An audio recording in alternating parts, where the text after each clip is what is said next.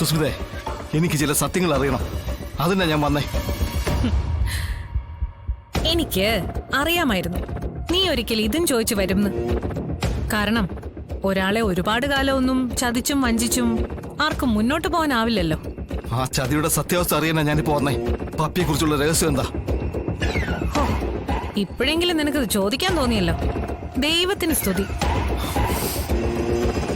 രോഹിത്തെ, നിന്നെ എല്ലാവരും കൂടി നിന്റെ ഭാര്യ അടക്കം ചതിക്കായിരുന്നു. അവളുണ്ടല്ലോ നിന്റെ ഭാര്യ ശ്യാമ, പിന്നെ അവളുടെ ചേച്ചി ശാലിനി, പിന്നെ ഇവരുടെയൊക്കെ തലതൊട്ടമ്മച്ചി ശാരദാമ്മ, ഒക്കെ കള്ളികളാ. ഇല്ലെങ്കിൽ ഇത്രയും നാള് ഈ രഹസ്യം മനസ്സിൽ വെച്ചോണ്ട് നടക്കുവോ? പെണ്ണല്ലേ, രഹസ്യങ്ങൾ പരസ്യമാക്കാൻ ഇവരിൽ ഒരാള് മതി എന്ന് പറയുന്നവർക്ക് അപമാന ഈ 3 പെണ്ണുങ്ങൾ. തല പോവെന്ന് പറഞ്ഞാലും ഇവരുടെ ഉള്ളറിയാൻ സാക്ഷാൽ ബ്രഹ്മദേവന് പോലും പറ്റില്ല. എനിക്കറിയേണ്ട ഇതാ, പപ്പി എന്റെ മോളാണോ? അവളെ പ്രസവിച്ചത് ശ്യാമയല്ലേ? പറയ സുസ്മിതേ, നിനക്കറിയാ സത്യങ്ങളെല്ലാം. പറയ, ശ്യാമയല്ലേ പപ്പിയുടെ അമ്മ?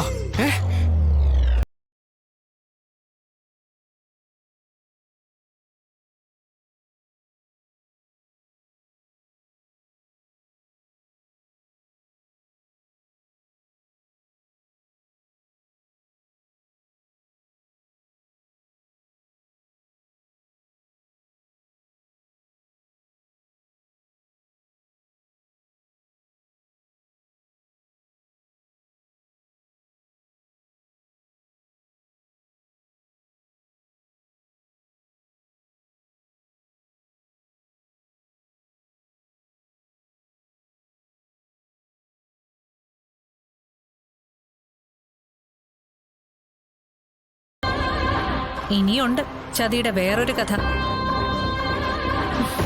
രോഹിത്തെ, നിന്നെ ഒരു മകനെ പോലെ സ്നേഹിച്ച് സത്യഭാമ കൂടെ നിർത്തിയിരിക്കുന്നു. ആ വീട്ടില് വിഷ്ണു കഴിഞ്ഞാൽ നിനക്കും ഒരു സ്ഥാനമുണ്ട്. ഒരുപക്ഷെ വിഷ്ണുവിനേക്കാൾ. എന്തിന്? ആ ചോദ്യത്തിലുള്ള ഉത്തരത്തിലുണ്ട് നിന്റെ അമ്മയുടെ മരണത്തിന് പിന്നിലെ അറിയാത്ത കഥ. അതെന്റെ പൊന്നുമോൻ അറിയണ്ടേ? അമ്മയും തീർത്തതായിരിക്കും സത്യഭാമ.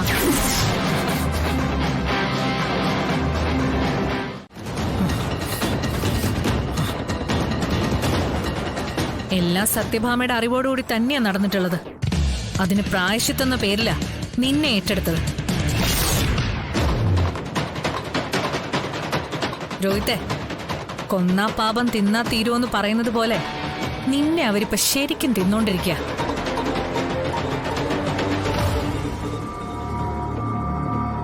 എല്ലാത്തിനും ഞാൻ തീർക്കും.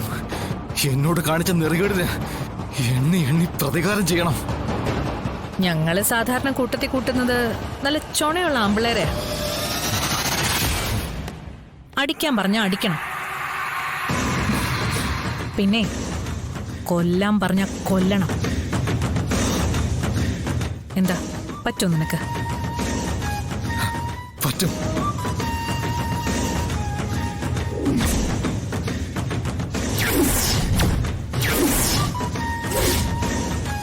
എങ്കിൽ ആദ്യം വേണ്ടത് സത്യഭാമ എന്ന വൻമരത്തിന്റെ ചില്ലകൾ അറുക്കുക എന്നുള്ളതാ. ഓരോ ശാഖകളും അറുത്തറുത്ത് അവരെ ഒറ്റാന്തടിയാക്കണം. അതിന് സമൂഹത്തിന് മുന്നേ അവരെ ഒറ്റപ്പെടുത്തണം. അവരുടെ മാന്യത ഇല്ലാതാക്കണം. എന്താ, പറ്റുമോ നിനക്ക്? പറ്റുമെങ്കിൽ നമുക്കൊന്നിച്ച് നിൽക്കാം. നീ നിന്ന് തന്നാ മാത്രം മതി. സമ്മതം.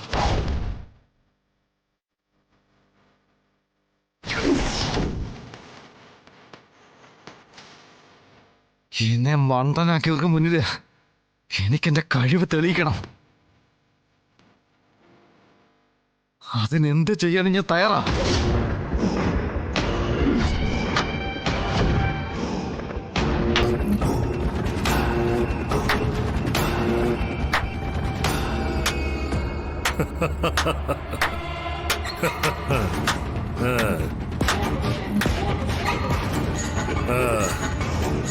കൊള്ളടാ മോനെ, ശൗര്യം കുറച്ച് കൂടിയിട്ടുണ്ട് നിനക്ക്.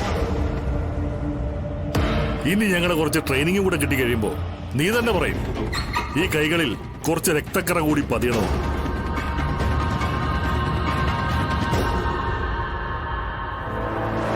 അതോടെ തകർന്ന് അടിയണം സത്യഭാമയും കുടുംബവും.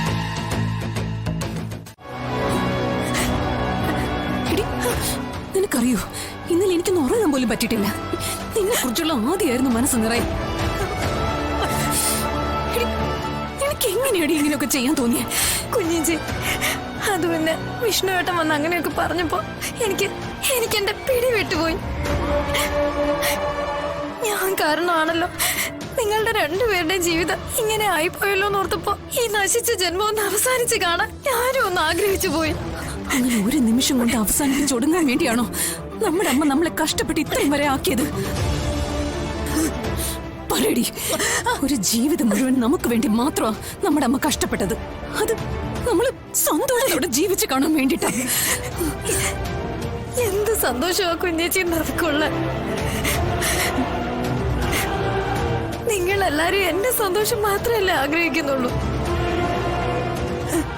എന്റെ ജീവിതം, എന്റെ സന്തോഷം. നിങ്ങളുടെ ജീവിതത്തിൽ ആർക്കും ഇതൊന്നും വേണ്ടേ? ചെറുപ്പം മുതലേ കുഞ്ഞിച്ചി ഇങ്ങനെ തന്നെ ആയിരുന്നു. എന്റെ നിർബന്ധം, എന്റെ വാശി, ഇതെല്ലാം പരിഹരിച്ചു തരാൻ കുഞ്ഞിച്ചി മാത്രമേ ഉണ്ടായിരുന്നുള്ളൂ.